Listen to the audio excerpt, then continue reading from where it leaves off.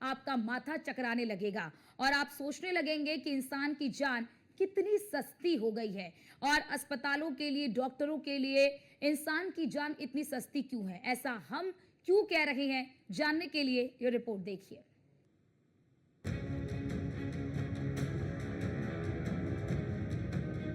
मौत का जाल बना अस्पताल, लापरवाही ने ली युवक की जान। डायलिसिस के दौरान बिजली गुल, जनरेटर बन गया मौत का कारण। उत्तर प्रदेश के बिजनौर जिला अस्पताल से दिल दहला देने वाला मामला सामने आया है, जिसने एक मां का बेटा, पत्नी का सुहाग और बच्चों के सर से पिता का साया छीन लिया। जहां एक मरीज चलकर तो अपने पैरों पर आया, पर गया 4 कंधों पर। जी हां, यहां 26 साल के सरफराज की डायलिसिस के दौरान मौत हो गई। डायलिसिस करते समय अचानक से बीच में ही बिजली गुल हो गई और मशीन रुक गई।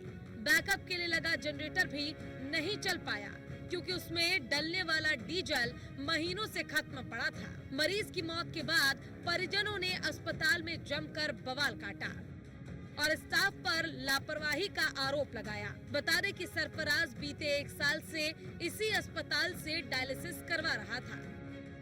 इस वक्त मैं मौजूद हूँ बिजनौर के कलेक्ट्रेट पर और बड़ी खबर लेकर आया हूँ। बड़ी खबर क्या है दर्शकों, वो आपको बता दूँ। बिजनौर के जिला अस्पताल में लाइट बिजली भागने के बाद सरफराज नामक की मौत हो जाती है। मौत का कारण क्या था वो मैं आपको बता दूँ। डायलिसिस हो रही थी सरफराज नाम के व्यक्ति की, उसी दौरान लाइट भाग जाती है और लाइट भागने के बाद जनरेटर में डीजल ना होना, सबसे बड़ी लापरवाही, डीजल ना होना, उस कारण सरफराज की मौत हो जाती है।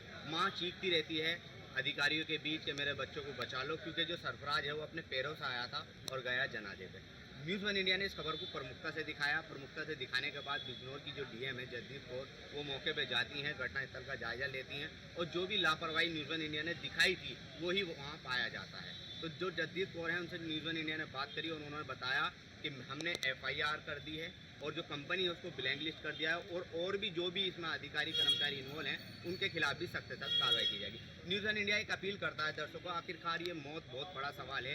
एक तरफ सूबे के मुख्यमंत्री योगी आदित्यनाथ बड़े बड़े दावे करते हैं कि जिला अस्पताल हमारा सुविधाएँ बहुत अच्छी हो गई हैं, मरीजों को अच्छा ट्रीटमेंट दिया जा रहा है, लेकिन कहीं ना कहीं एक मौत ने अपने आप को सरकार के घेरे में, सवाल के घेरे में खड़ा कर दिया है और जो जिला अस्पताल है वो राम भरोसे चलता नजर आ रहा है।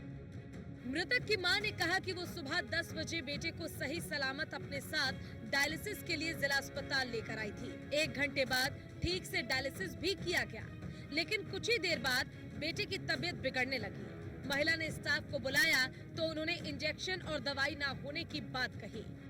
मां भागते हुए खुद मेडिकल स्टोर पर गई और इंजेक्शन, दवाई सब लेकर आई। इसके बाद भी स्टाफ इंजेक्शन लगाने को लेकर आनाकानी करते रहे और तभी बिजली चली गई। घंटे भर बिजली नहीं लौटी और न जनरेटर चल पाया और युवक ने अस्पताल स्टाफ के सामने ही तड़पकर दम तोड़ दिया। सुनिए ये पूरी दर्दनाक कहानी खुद मां की जुबानी।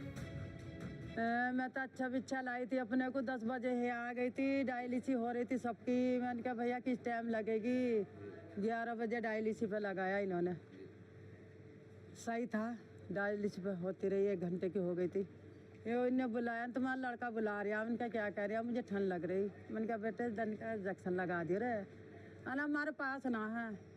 मैं भगी मेडिकल पर गई, वहाँ से मैं वो लाई इंजेक्शन लाई, इंजेक्शन लगवा दिया। लगा दो रे, अन वो लगा देगा, उनका तू ही लगा दे रहा, वो लगा देगा। जब दूसरा ने इंजेक्शन लगाया, BP की गोली है कि वो दे दो। मैंने कहा अरे BP ना फिर मेरे बच्चे का BP ना पाया, मैंने दो BP बढ़िया। फिर इसे बुखार हो गया, बोली भैया अरे बुखार हो रहा बड़ी तेज, गोली ला के दे दो उसे सरकारी अस्पताल से। चली गई भगी, भैया गोली दे दी, अरे उनने गोली दे दी, मैंने उसे गोली दे दी। कुछ देर के बाद वो बोला अम्मी चाय ला दे, मैंने चाय ला के दी। वो बोला अम्मी घबराहट सी हो रही। उनने कहा क्या हो रहा तुझे, अरे घबराहट सी हो रही, कुछ और हो रहा है नहीं। अच्छा तो क्या बोला इमरजेंसी में ले जाओ। और बच्चे को मैं कैसे ले जाऊँ रे इमरजेंसी में, मुझसे कैसे चला जाएगा रे जदुल्ला। बिजली कट जाने से मरीज की मौत की खबर सुनते ही डीएम जसजीत कौर मौके पर पहुंची और पाया कि वहां बहुत सी अव्यवस्थाएं हैं। जिसके आधार पर एफआईआर दर्ज की गई और ब्लैक लिस्टिंग की कार्रवाई अब की जाएगी। इसके साथ ही अस्पताल प्रिंसिपल और स्टाफ के खिलाफ भी शिकायत की गई है। डिस्ट्रिक्ट हॉस्पिटल में आज मेरे द्वारा निरीक्षण किया गया है। हमारा यहाँ सीटी स्कैन की सेवाएं जो है दी जाती है, पेशेंट्स को फ्री स्कैन किया जाता है। वहाँ पर मेरे द्वारा देखा गया और कुछ निर्देश भी दिए गए हैं जहाँ पे कमियाँ पाई गई, जैसे कुछ साफ सफाई की समस्या थी, कुछ इक्विपमेंट्स जो है अपडेटेड नहीं थे। इसके अलावा रिकॉर्ड जो मेंटेन कर रहे हैं उसमें भी कुछ कमियाँ थी, तो इसके संबंधित निरीक्षण किया है और इंस्ट्रक्शंस दिए गए। इसके अलावा एनआरसी सेंटर होता है जहाँ बच्चे हमारे कमज़ोर होते हैं, तो हम लोग एडमिट करते हैं, उनकी फैमिलीज भी रहती है 14 दिन तक रह सकती है जब तक जो सुधार न हो जाए। वहाँ पर भी निरीक्षण किया गया है और वहाँ पर भी व्यवस्थाएं अच्छी हो, बच्चों के लिए चाइल्ड फ्रेंडली हो, एक अच्छा माहौल हो, इसके लिए भी इंस्ट्रक्शंस मेरे द्वारा पास की गई हैं और हम कोशिश करेंगे कि 10 से 15 दिन में वहाँ व्यवस्थाएं जो कमी है वो सही करें। भारतीय किसान अराजनैतिक के युवा नेता दिगंबर सिंह ने कई गंभीर सवाल खड़े करते हुए डायलिसिस के दौरान हुई मौत में हत्या का मुकदमा दर्ज करने की अपील की है। साथ ही बताया कि ये डायलिसिस सेंटर एक प्राइवेट एजेंसी संजीवनी के नाम से पीपीपी मोड पर चल रहा है। इस कंपनी को 2020 में ही टेंडर मिल गया था। कंपनी के लोग अस्पताल में डायलिसिस सेंटर चला रहे हैं।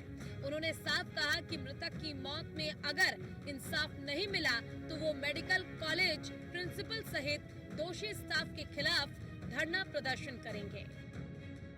उत्तर प्रदेश के जनपद बिजनौर के अंदर जो विदुर मेडिकल कॉलेज है वो पीपी मॉडल पर विदुर मेडिकल कॉलेज में पीपी मॉडल पर डायलिसिस सेंटर जो है वो पीपी मॉडल पे दे रखा है, लेकिन उसकी देखरेख मेडिकल कॉलेज के प्राचार्य को करनी है। वहाँ पर कल जो घटना घटी है वो घटना इतनी निंदनीय और शर्मसार कर देने वाली है उत्तर प्रदेश की स्वास्थ्य सेवाओं को लेकर, और जनमानस को झकझोर देने वाली एक घटना वहाँ घटी है। वह घटना सरफराज नाम का एक व्यक्ति डायलिसिस कराने के लिए मेडिकल कॉलेज आता है, वहाँ जनरेटर में तेल नहीं है, बिजली चली गई और डायलिसिस मशीन बंद हो गई, जिसके कारण सरफराज की मौत हुई। ये मौत कोई अचानक हुई मौत नहीं है। इस मौत के में हत्या का मुकदमा दोषियों के खिलाफ होना चाहिए। बहरहाल सीडीओ की जांच के दौरान सेंटर में कई कमियां पाई गई हैं और सवाल पूछने पर अस्पताल में मौजूद सीएमओ और पूरा अस्पताल स्टाफ मुंह छुपाता नजर आया।